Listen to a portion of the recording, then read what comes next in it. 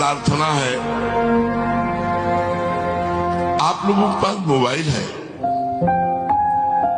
ये आपके गलत चिंतन के लिए बहुत बड़ी सहयोगी बनती है।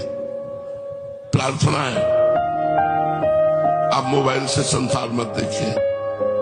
यदि आपको शांति चाहिए, यदि आप भगवान के मार्ग में चलना चाहते हैं, भगवत भजन करना चाहते हैं, सीरियल देखना झूठा, क्या सीरियल में, झूठे में झूठा, असत संसार में झूठा। आप सीरियल देखते हैं, आप कामोत्तेजक चित्र देखते हैं, कामोत्तेजक प्रसंग देखते हैं, क्या होगा? अरे जो कभी कामोत्तेजक प्रसंग न देख करके, इसलिए संकल्प अगर रोकना है तो इस समय मोबाइल से बचना होगा।